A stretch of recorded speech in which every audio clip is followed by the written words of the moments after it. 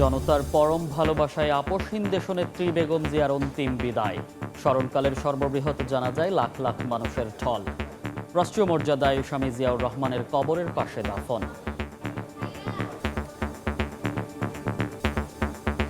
মায়ের জন্য দোয়া চাইলেন তারেক রহমান। বিএনপি চেয়ারপারসনের প্রতি ভারত পাকিস্তান সহ ৩৩টি দেশের প্রতিনিধির শ্রদ্ধা।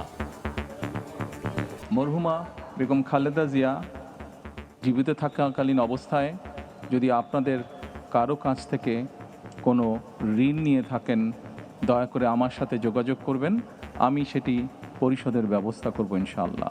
ওনার কোনো ব্যবহারে কথায় যদি কেউ আঘাত পেয়ে থাকেন, তাহলে মরহুমার পক্ষ থেকে আমি আপনাদের কাছে ক্ষমা প্রার্থী।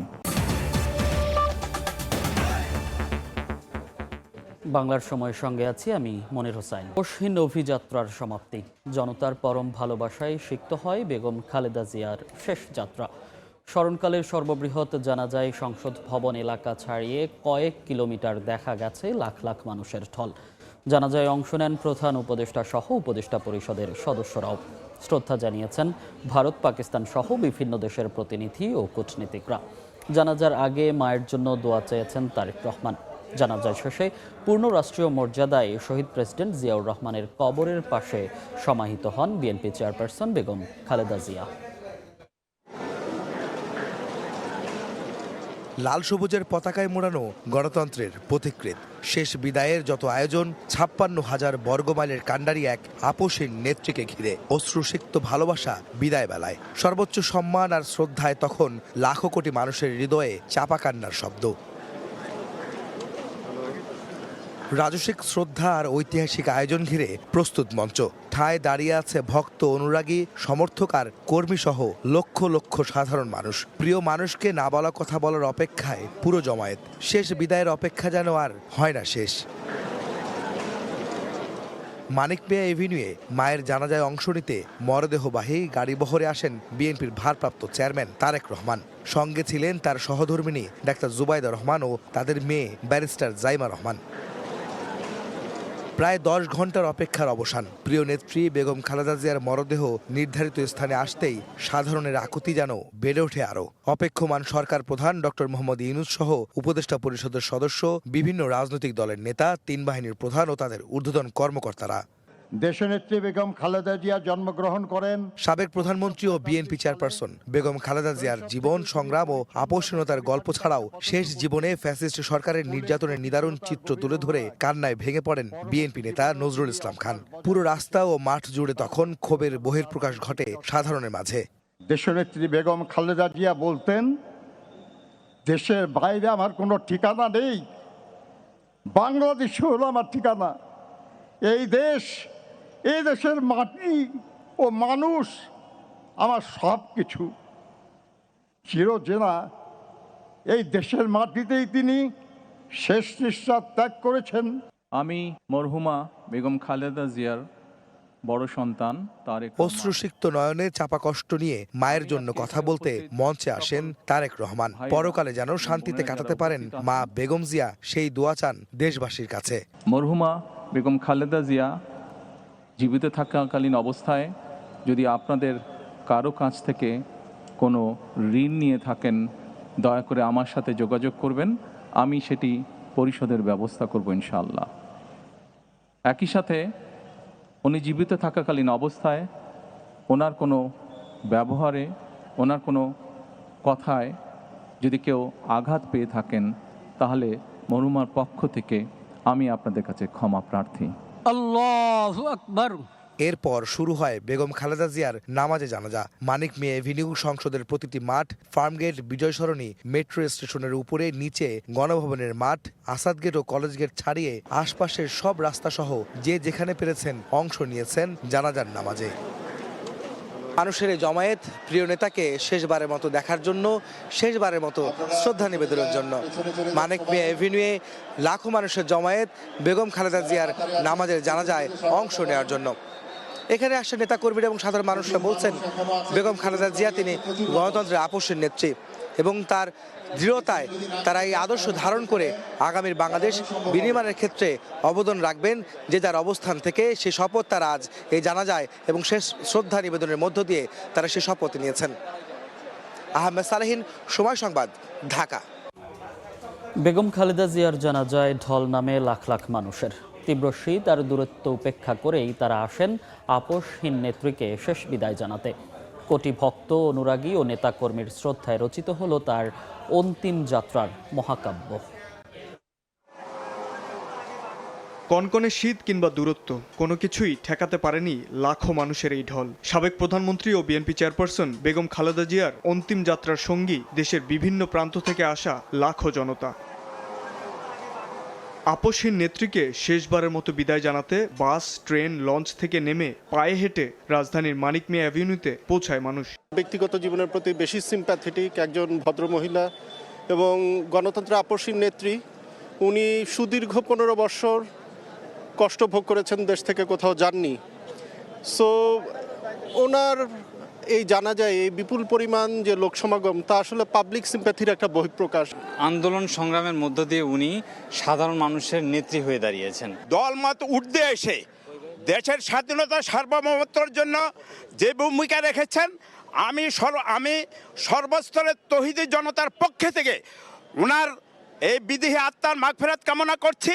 মর্মাহত এবং আমরা তার এই মৃত্যুর যে প্রেক্ষিতে তার শূন্যস্থান পূরণ করা আমাদের জন্য অত্যন্ত অপূরণীয় হয়ে থাকবে। ভক্ত, অনুরাগী, নেতাকর্মীদের শোকাচ্ছন্ন মুখ যেন বলে দেয় দেশ ও দেশের মানুষ হারিয়েছে এক পরম অভিভাবককে, যার ছায়ার তলে একসময় ছিল গোটা দেশ। তাকে বিদায় দিতে এসে বিষণ্ণ তারা। মানুষের ভালোবাসার একটা বহিঃপ্রকাশ এবং তাকে ভালোবেসেই মানুষ এদিকে যাচ্ছে। তার বর্ণাঢ্য রাজনীতি জীবনের যে একটা ইতি হয়ে গেছে এখানে, এবং সেটাকে সম্মান জানিয়ে মানুষ আজকে তার জানাজায় অংশগ্রহণ করেছে। আমি গাবতলির গাড়ি দিয়ে আসছি, গাবতলি থেকে আবার শ্যামলী পর্যন্ত আসছি, তারপরে হাইটে আসছি। ওনার প্রতি মানুষের যে আস্থা এবং ভালোবাসা, উনি গণতন্ত্রের নেত্রী, আপোষহীন নেত্রী, এটা সে আবারও দ্বিতীয়বার অনেকবার প্রমাণিত হয়েছে। এটা খুবই দুঃখজনক একটি ব্যাপার এবং জাতি শোকাহত। দল মত নির্বিশেষে আবেগের জায়গা থেকে বলছি, আমরা শুধু একজন রাজনৈতিক নেত্রীকে হারাইনি, একজন দেশের অভিভাবককে হারিয়েছি। শুধু মানিক মিয়া অ্যাভিনিউ নয়, জানাজার কাতার ছড়িয়ে যায় আশেপাশের সড়কে। রাজধানীর একটা বড় অংশ জুড়ে দেখা গেছে জনতার ঢল। লাখো মানুষের উপস্থিতি ও কোটি মানুষের ভালোবাসায় সিক্ত হয়ে বেগম খালেদা জিয়ার শেষ যাত্রাও হয়ে থাকলো তার রাজনৈতিক জীবনের মহাকাব্য। শাবাব ওয়াসি, সময় সংবাদ, ঢাকা। জাতীয় পতাকায় আচ্ছাদিত গাড়িতে বেগম খালেদা জিয়ার নিথর দেহ এফআর কেয়ার থেকে গুলশানে ছেলের বাসভবনে পৌঁছালে তৈরি হয় বেদনা বিথুর পরিবেশ। মায়ের কফিনের পাশে কোরআন তেলাওয়াত করেন ছেলে তারেক রহমান। পরে পূর্ণ রাষ্ট্রীয় মর্যাদায় বেগম জিয়ার মরদেহবাহী গাড়ি পৌঁছায় সংসদ ভবন চত্বরে, যেখানে গণতন্ত্রের জন্য আপোষহীন নেত্রীর জানাজায় অংশ নিতে সমবেত হন লাখ লাখ মানুষ।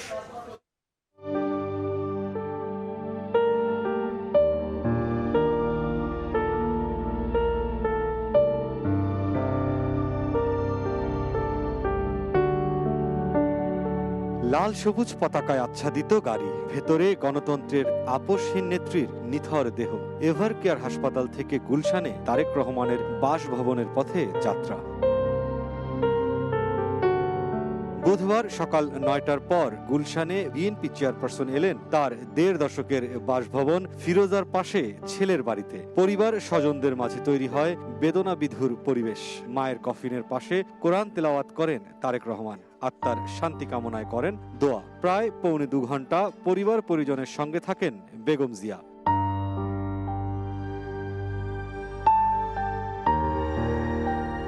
এরপর পূর্ণ রাষ্ট্রীয় প্রটোকলে তারেক রহমানের বাসভবন থেকে দেশের প্রথম নারী প্রধানমন্ত্রীর মরদেহবাহী গাড়ি রওনা হয় জাতীয় সংসদের পথে। দুপুর 12টার দিকে পৌঁছান বেগম খালেদা জিয়া। ততক্ষণে জনসমুদ্রে পরিণত মানিক মিয়া অ্যাভিনিউ এলাকা। গণতন্ত্রের জন্য 4 দশকের বেশি লড়াই করা বিএনপি চেয়ারপারসনকে শেষ বিদায় দিতে সমবেত হন লাখো মানুষ।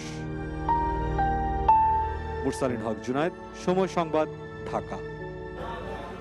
দেশের বিভিন্ন স্থানেও সাবেক প্রধানমন্ত্রী এবং বিএনপির চেয়ারপারসন বেগম খালেদা জিয়ার গায়েবানা জানাজা অনুষ্ঠিত হয়েছে। চলছে 3 দিনের রাষ্ট্রীয় শোক। অশ্রুসিক্ত নয়নে বেগম জিয়ার আদর্শ ধারণের প্রত্যয় ব্যক্ত করেন নেতাকর্মীরা। খালেদা জিয়া ছিলেন গণমানুষের নেতা, তার মৃত্যুতে দেশে রাজনৈতিক শূন্যতা তৈরি হলো মন্তব্য করেন বিশিষ্ট নাগরিকেরা। বাইরে আমার কোনো ঠিকানা নেই, এটাই হলো আমার ঠিকানা। এই দেশ, এই দেশের মাটি, মানুষই আমার সবকিছু, কাজে আমি দেশের বাইরে যাব না। গৃহবধূ থেকে হয়েছেন আপসীর নেত্রী। বিএনপি চেয়ারপারসন ও সাবেক প্রধানমন্ত্রী বেগম খালেদা জিয়ার মৃত্যুতে শোকের ছায়া নেমে এসেছে দেশ জুড়ে। চলছে 3 দিনের রাষ্ট্রীয় শোক।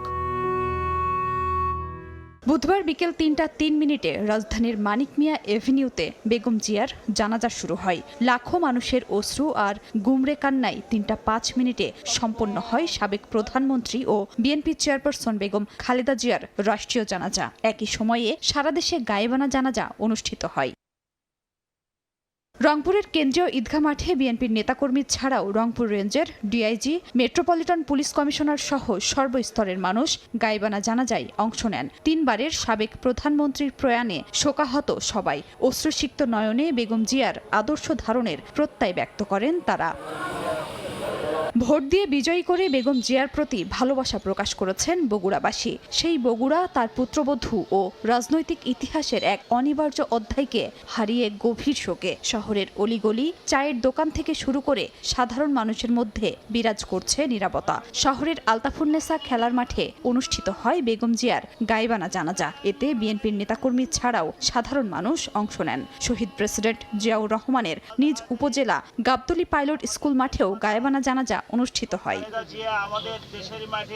রাজশাহী বিশ্ববিদ্যালয়ের কেন্দ্রীয় মসজিদ প্রাঙ্গণে ও নগরের টিকাপাড়া ঈদগাহ মাঠে বেগম খালেদা জিয়ার গায়েবানা জানাজা অনুষ্ঠিত হয়। মহিয়সী এ নারীর আত্মার মাগফিরাত কামনা করে দোয়া করা হয়। এ সময় রাজশাহী বিশ্ববিদ্যালয়ের উপাচার্য বলেন, খালেদা জিয়া ছিলেন গণমানুষের নেতা, তার মৃত্যুতে দেশে রাজনৈতিক শূন্যতা তৈরি হলো। বেগম খালেদা জিয়ার মৃত্যুতে শোকাহত চট্টগ্রাম, রাঙ্গামাটি, চাঁদপুর ও দিনাজপুরের হিলিসহ দেশের বিভিন্ন স্থানের মানুষ। সাবেক প্রধানমন্ত্রীর আত্মার মাগফিরাত কামনায় খতমে কোরআন ও শোক বয়ে স্বাক্ষর সহ চলে নানা কর্মসূচি। 30 ডিসেম্বর মঙ্গলবার ভোর 6টায় মারা যান সাবেক প্রধানমন্ত্রী বেগম খালেদা জিয়া। তার বয়স হয়েছিল 80 বছর। রাষ্ট্রীয় মর্যাদায় দাফনের মধ্য দিয়ে আপসীর নেত্রী বেগম খালেদা জিয়ার বর্ণাঢ্য জীবনের সমাপ্তি হল। খাদিজা স্বপ্না, সময় সংবাদ। চারপাশ দেখা নেই সূর্যের। তীব্র ঠান্ডায় জবুথবু অবস্থা জনজীবনের। শীতের সঙ্গে পাল্লা দিয়ে বাড়ছে ঠান্ডাজনিত রোগ। শিশু ও বৃদ্ধরা আক্রান্ত হচ্ছেন বেশি। চলতি মৌসুমে গোপালগঞ্জে সর্বনিম্ন তাপমাত্রা 7.5 ডিগ্রি সেলসিয়াস রেকর্ড করা হয়েছে। কনকনে ঠান্ডা, বৃষ্টির মতো ঝরে পড়ছে শিশির। কুয়াশা ঢাকা পথঘাট সহ পুরো জনপদ। একেবারে কাছে না আসলে দেখা যায় না কিছুই। গত 3 দিন ধরে দেখা নেই সূর্যের। টানা কয়েকদিনের শৈত্যপ্রবাহ বইছে দেশ জুড়ে। উত্তরের হিমেল হাওয়ায় তীব্র শীত অনুভূত হচ্ছে। কয়েকটি জেলায় তাপমাত্রা ক্রমে নামছে নিচের দিকে। গোপালগঞ্জে সর্বনিম্ন তাপমাত্রা ঠেকেছে 7.5 ডিগ্রি সেলসিয়াসে। যুবথুব অবস্থা মানুষ ও প্রাণীকুলের। সবচেয়ে করুণ দশা খেটে খাওয়াদের। সারা রাত কুয়াশা, ঠান্ডাতে অসুখ বিসুখ হচ্ছে, অনেক শিশুদের অসুবিধা হচ্ছে। 7 দিন ধরে কুয়াশা হচ্ছে, কাজকাম সব বন্ধ হয়ে আছে। নিবিড়া করবে গেলে কষ্ট করা লাগে, না বের হলে তো নয়, গরিব মানুষ খেটে খাওয়া লাগবে। যশোর, রাজশাহী, চুয়াডাঙ্গা, গাইবান্ধা সহ বেশ কয়েকটি জেলায় তাপমাত্রা ওঠানামা করছে 7 থেকে 8 ডিগ্রি সেলসিয়াসে। শীতের সঙ্গে পাল্লা দিয়ে বাড়ছে ঠান্ডাজনিত রোগ। শিশু ও বৃদ্ধরা আক্রান্ত হচ্ছে বেশি। ভিড় বাড়ছে হাসপাতালগুলোতে। কারোর ঠান্ডা একটু কম আছে, আরো ঠান্ডা বেশি, কাঁপতে কাঁপতে গত 3 দিন যেটা গেল খুব বেশি আর কি, আজকে একটু কম মনে হচ্ছে। মহাজন আসলে তো আমরা যাবো কাজ কামে, শীতের কুয়াশাতে ঠান্ডার লেগে বাড়াচ্ছে না। আবহাওয়া অফিস বলছে মেঘ আর ঝিরিঝিরি বৃষ্টির প্রভাব কেটে গেলে শীতের তীব্রতা বাড়বে। রাজশাহী সহ উত্তর পশ্চিমের এলাকাগুলোতে এই পরিস্থিতি আরো কয়েকদিন বিরাজ করার সম্ভাবনা রয়েছে। তানজিল হাসনাত, সময় সংবাদ। এক গৃহবধূর রহস্যজনক মৃত্যু হয়েছে। মঙ্গলবার রাতে সদরের নুনগোলা দক্ষিণ পাড়া এলাকায় এই ঘটনা ঘটে। খবর পেয়ে পুলিশ গৃহবধূ রিফাত জাহান রিঙ্কির মরদেহ উদ্ধার করে শহীদ জিয়াউর রহমান মেডিকেল কলেজ হাসপাতালের মর্গে পাঠায়। পুলিশ জানায় প্রাথমিক সুরতাহালে আত্মহত্যার কোনো প্রমাণ মেলেনি। ময়নাতদন্তের প্রতিবেদন পাওয়ার পর মৃত্যুর প্রকৃত কারণ জানা যাবে। তবে পরিকল্পিত হত্যা করা হয়েছে বলে দাবি নিহতের পরিবারের। বাংলার সময় বর্ষার পর চাঁপাইনবাবগঞ্জের গোমস্তাপুরের ললিহা বিলের পানি নিষ্কাশন করেছে ইজারাদার। বিকল্প পানির উৎস না থাকায় আবাদ করা যাচ্ছে না বোরো। এতে প্রায় 500 বিঘা জমি পতিত থাকার আশঙ্কা সৃষ্টি হয়েছে। এ নিয়ে প্রশাসনের কাছে অভিযোগ করেছেন স্থানীয় কৃষকরা, আর তদন্ত করে ব্যবস্থা নেয়ার আশ্বাস উপজেলা প্রশাসনের। জাহাঙ্গীর আলমের পাঠানো তথ্য, ছবি নিয়ে রিপোর্ট। ফেটে চৌচির হয়েছে বিস্তীর্ণ মাঠ, ধানের বীজতলায় মিলছে না পর্যাপ্ত পানি। চাঁপাইনবাবগঞ্জের গোমস্তাপুর উপজেলার সীমান্তবর্তী ললিহা বিলের পানি বর্ষা শেষে নিষ্কাশন করেছে ইজারাদার। এদিকে বিলের জমি প্রস্তুতের প্রাথমিক কাজ শেষ হলেও পানি না পাওয়ায় শুরু হচ্ছে না বোরো আবাদ। কৃষক বলছেন, প্রতি বছর বর্ষা পানি ধরে রাখায় সেই পানি দিয়েই ধান চাষ করা হতো। এবছর ইজারাদারের গাফিলতির কারণে প্রায় 500 বিঘা জমিতে আবাদ নিয়ে শঙ্কা দেখা দিয়েছে। বিলের পানি থেকে আমরা আবাদ করি, এই পানিটা ওরা নষ্ট করে দেওয়ার কারণে আমাদের এই হাল অবস্থায়, দুরবস্থায় এরকম। যে পানিটা আমরা পাচ্ছি, এই পানিতে আমার আবাদ পানি হচ্ছে না, খুব সংকটে পড়ে যাচ্ছি। বিলের আশেপাশে জমিগুলো আছে প্রায় 400 বিঘা জমি, এগুলো তো সব ধরনের পানির সমস্যা। আমাদের কোনো উপায় নাই, নিরুপায়। সরকারের কাছে এটা আমাদের দাবি যে বিল থাকবে, ওখানে মাছ চাষ হবে, পানি কৃষকেরা ভোগ করবে। এ নিয়ে প্রশাসনের কাছে অভিযোগ করেছেন স্থানীয় কৃষকরা। বিকল্প পানির উৎস না থাকায় বড় উৎপাদনের লক্ষ্যমাত্রা অর্জন নিয়ে উদ্বিগ্ন কৃষি বিভাগ, আর তদন্ত করে ব্যবস্থা নেওয়ার আশ্বাস উপজেলা প্রশাসনের। যে ইউনিয়নের যে বড় ধানের লক্ষ্যমাত্রা সেটি পূরণ হওয়ার যে সম্ভাবনা সেটি কিছুটা হলেও অবশ্যই বাধাগ্রস্ত হওয়ার সম্ভাবনা রয়েছে। ইতিপূর্বে কোনো কৃষক বা কেউ আমার কাছে আসেনি, তবে যদি এই ধরনের কিছু বিষয় ঘটে থাকে তাহলে আমাদের যে নীতিমালা আছে, জলমল ব্যবস্থাপনা নীতিমালা, সে অনুযায়ী আমরা পদক্ষেপ নেব। ললিহা বিলে অন্তত 12 মেট্রিক টন ধান উৎপাদনের লক্ষ্যমাত্রা নির্ধারণ করেছে কৃষি বিভাগ। সময় সংবাদ, চাঁপাইনবাবগঞ্জ। দেখছেন বাংলার সময়। নাটোরের 5 শতাধিক ছোট বড় কারখানায় চলছে খেজুর গুড় উৎপাদন। তবে অভিযোগ উঠেছে, অনেক অসাধু ব্যবসায়ী রং, কেমিক্যাল ও চিনি মেশাচ্ছেন গুড়ে। উৎপাদনকারীরা বলছেন, ভেজাল গুড় কম দামে বিক্রি হওয়ায় তারাও ন্যায্য মূল্য থেকে বঞ্চিত হচ্ছেন। ভোক্তা অধিকার সংরক্ষণ অধিদপ্তর জানায়, ভেজাল গুড় উৎপাদনকারীদের বিরুদ্ধে আইনগত ব্যবস্থা নেওয়া হচ্ছে। বাংলার সময়ের শীর্ষ সংবাদগুলো জানিয়ে দিচ্ছি আরেকবার।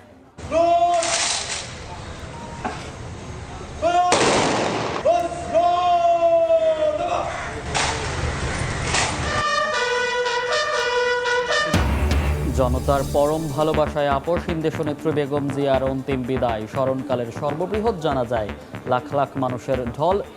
রাষ্ট্রীয় মর্যাদায় জিয়াউর রহমানের কবরের পাশে দাফন। মরহুমা বেগম খালেদা জিয়া জীবিত থাকাকালীন অবস্থায় যদি আপনাদের কারো কাছ থেকে কোনো ঋণ নিয়ে থাকেন, দয়া করে আমার সাথে যোগাযোগ করবেন, আমি সেটি পরিশোধের ব্যবস্থা করব ইনশাআল্লাহ। ওনার কোনো ব্যবহারে, কথায় যদি কেউ আঘাত পেয়ে থাকেন, তাহলে মরহুমার পক্ষ থেকে আমি আপনাদের কাছে ক্ষমা প্রার্থী। মায়ের জন্য দোয়া চাইলেন তারেক রহমান। বিএনপি চেয়ারপারসনের প্রতি ভারত, পাকিস্তান সহ 33টি দেশের প্রতিনিধির শ্রদ্ধা।